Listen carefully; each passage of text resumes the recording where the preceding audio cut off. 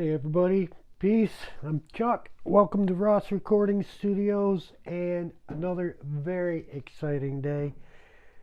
And I was watching a YouTuber and he's did a special on video games versus PC consoles. Well, he's using PS5. Well, you know, that's not fair.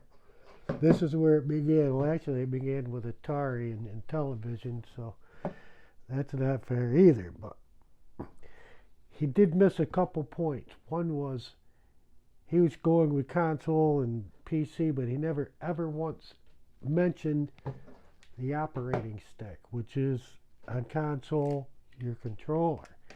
You can sit back on your couch, you can sit back in your easy chair, the controller, you plug it in, it's done. You're playing the game, man, and you're turned into a zombie from that. Farming Simulator I got used, $19, and that's all I spent on it for probably 3 or 4 years. Now I'm starting to spend thousands of dollars to play that stupid game. I'm referring to it, I say stupid, because when it becomes $16 versus $1,600, that's, it's a great game, I'm the one that was stupid. So, yes, computers, I'm stoked, man. I just put the RTX 4060 in this thing, and yes, that was a blast. Souping it up. One thing I could never do with the PlayStation. Excuse me, yeah, the PS2 bought a $100 hard drive for that thing, and that's like $1,000 today's money. And used it for just one game, SOCOM, like, 3 or 4 times. So it's like, when they came out with extra storage built in, that's great. Now, the PS5, you can add storage, and I got to imagine it's outrageously expensive. Well, PS5, would I spend $600 on that to play Farming Simulator? Absolutely not. And there's no way it's going to run it. Will I buy a PS5? Absolutely. Not for Farming Simulator. This is all for Farming Simulator I'm doing. So we have the original Nintendo with controllers. You plugged it in, it was instant. There was not even a download time. Cartridge-based systems, Nintendo did not go to DVD, CD-based systems because the load time was ridiculous. But Sony found out that people will wait forever to play a game. And it got worse. This loaded fairly well, and then now they loaded it into the system, and you can't play Gran Turismo for a couple hours when you buy that. Worth it in the long run, but cartridge-based systems, instant. You bought this system, you were playing a game instantly. The first PlayStation 1, you put the disc in, and I really don't remember having too much of a load time because it didn't load into the system. Everything was off the disk. Upgrading it, I'm really psyched because I put the 4060 in here, and I found out why it was only $800 because it has the i5 9600 in it, which isn't bad. It got me through 5 years of Adobe. Flawless. Never had an issue with it, ever. Till I started playing Farming Simulator. And would any other video games that burnt this computer out? I doubt it would be as bad as that, because I don't know what those guys are doing, but the PS4 could not handle playing it. It crashed that system hard. Very hard. So I was like, all right, let's get some power in it. I've got more than enough power here in my Cyber Power PC with my i5 9600. Yeah. That's all I say about that. That's a joke on me because, I was wrong all the way around. I thought I had a super power computer compared to, I was running, Walmart's Asus computer there, which are good. They work. I was only using basically for editing and YouTube and HDMI out to the TV set. That's a must. Main factor in buying this GTX card was 2 HDMI outputs versus 3 display, 1 HDMI.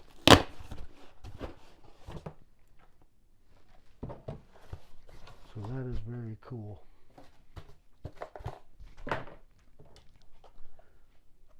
Intel 12th generation, so that should not be too much of an issue with anything. And I thought I saw it say i7.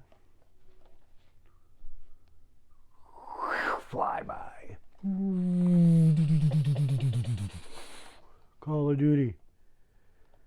Very cool. And just did the BIOS upgrade. That was the most important. Not the easiest thing in the world. We got through it.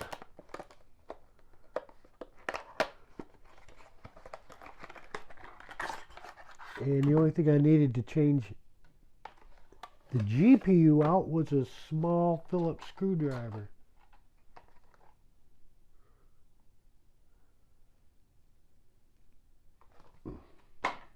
I've already looked at the spec 1,000 times on the internet, but it's amazing that's all that money for this little tiny thing.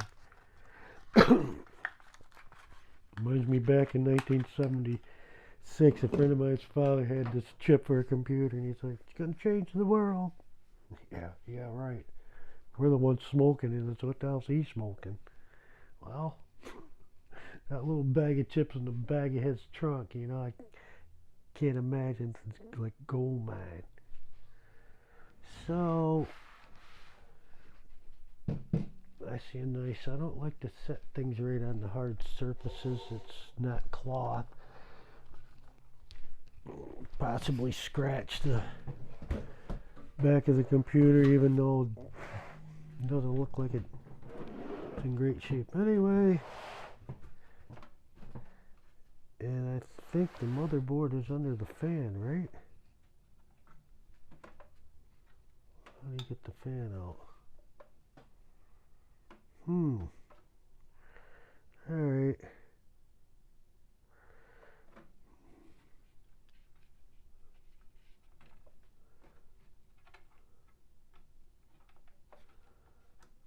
Looks like it's pretty easy to take out, but I just gotta know the trick to it. We'll come back after this station identification. Okay, we're back live. Everything's set right.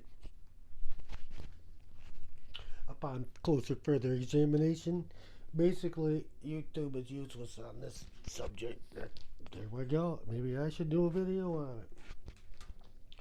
All the fans that they have screws on it, Phillips head screws. But upon further detection, if you look, see, hey, you know, I got a great idea. Maybe if I move the camera and the light so you guys can see too, I can show you. Yeah, I was going to do that anyway. But yes, upon further examination with my specs to see why is it I don't see screw heads like all the YouTube videos, even for CyberPower. It had like plastic caps on it. Sometimes, you know, screws have plastic caps on them, cover them up, make them look nice. And I thought maybe it had this spring action or something. So put on my glasses, and I didn't need a light. The glasses were enough. And lo and behold, there's an arrow that shows you which way to turn these plastic caps. Very cool. And you probably could do it maybe without a screwdriver, but there is a screwdriver slot. So why not use it? So without further ado, and not sure how far we can get with our light. Oh yeah, we got full extension power here, don't we? Okay. There we go.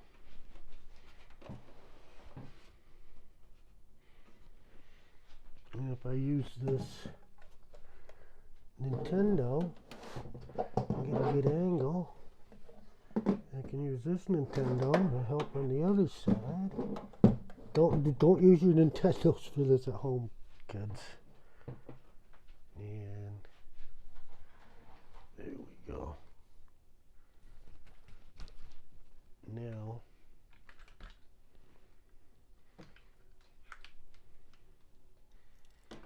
you look at that fan, you'll see the plastic caps I was referring to. I was like, okay, no screws, what do we do?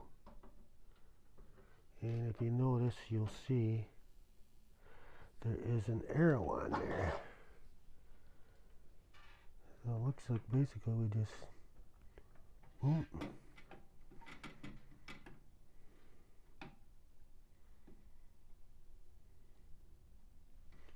I'm trying to hold the camera, look, and everything at the same time. So it goes in the slot, turn it to the left, and it releases.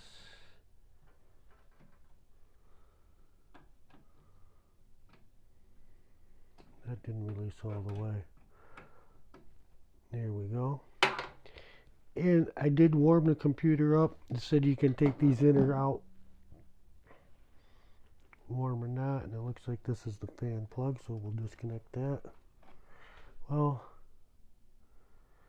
let's see if it comes out easy. It did, so that's a good. And this should just come out. I think I'm going to use two hands on that, so hang on a second here.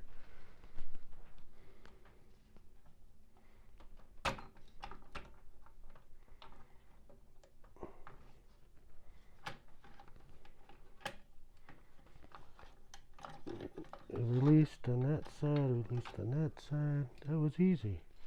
Yeah, there's some sort of thermal paste they're talking about.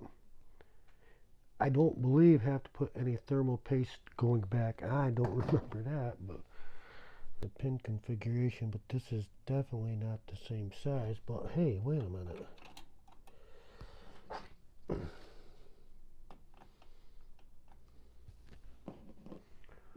Okay, here's my conundrum. See, this is rectangular. See, that one is square.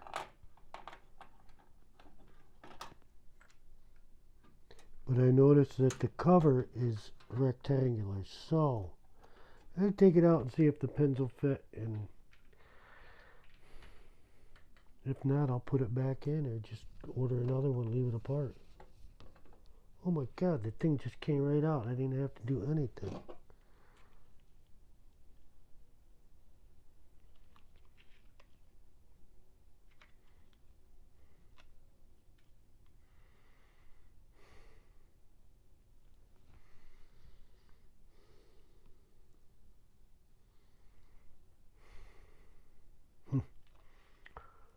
Interesting.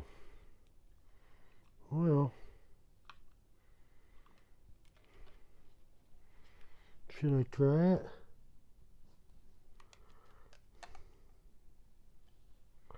Or should I call Cyber Power up? Yeah, I better make the call. Hang 10. Son of a bitch.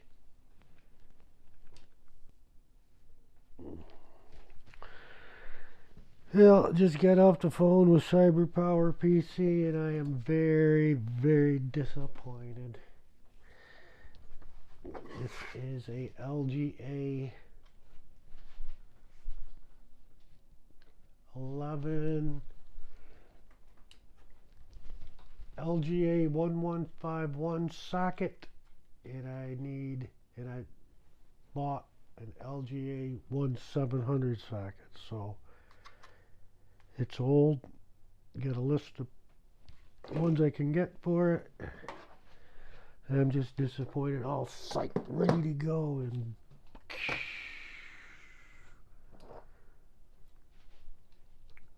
just put the fan back in. Away we go. Woohoo!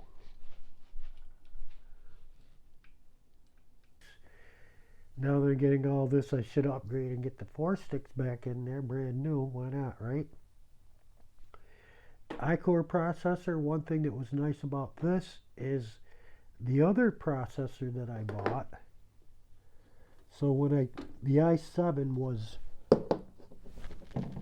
the wrong socket,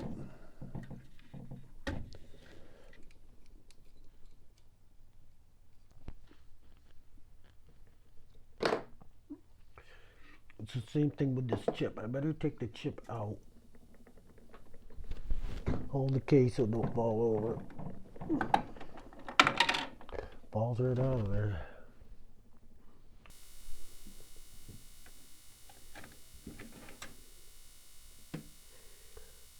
Okay, the grooves are at the top.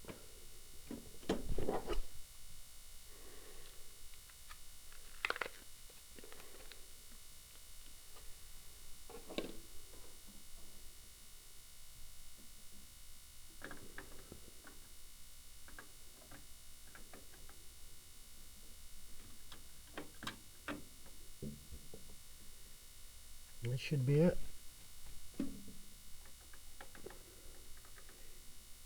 Dropped in, the keys are locked.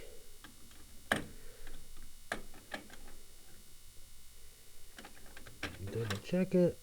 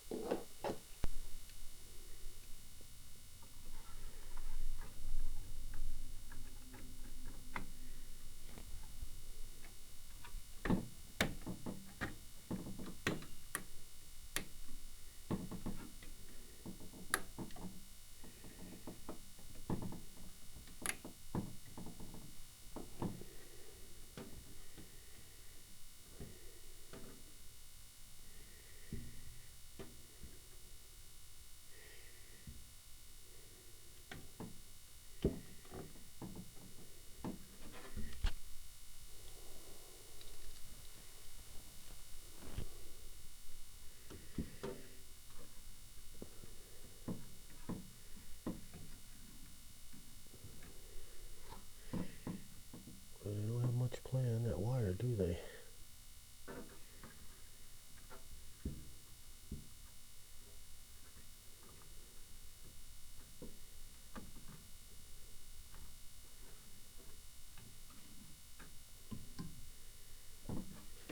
That's it. Just make sure that fan is buttoned down all the way, because that's kind of...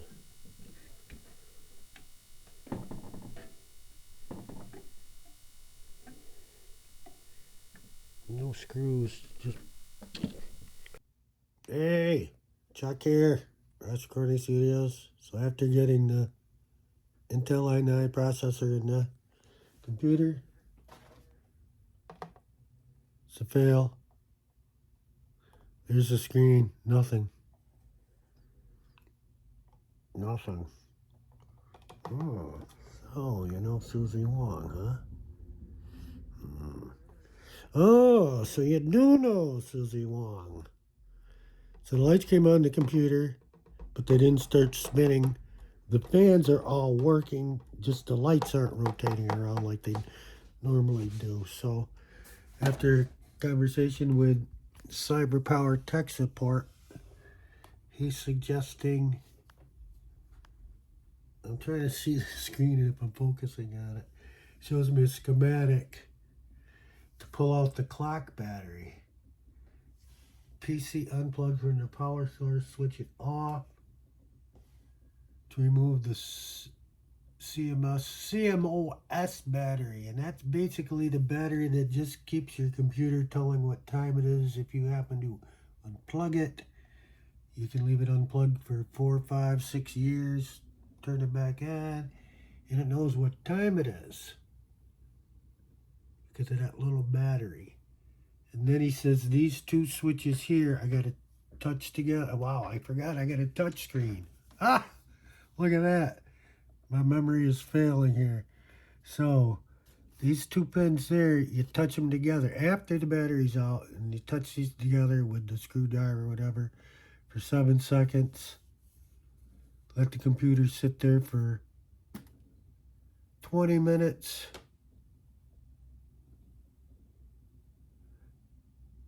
and then after 20 minutes, put the battery back in and turn it on. So I said, should I replace it? He's like, nope, it should be fine, should be good to go.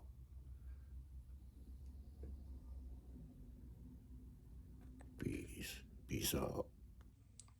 Here's the battery. Battery's out. Here's something you don't see very often. Japan.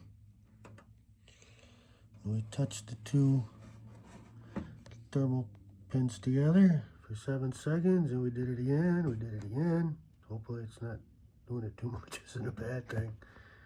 And we'll wait 20 minutes, put it back together, and let's see what happens. Be an interesting fix.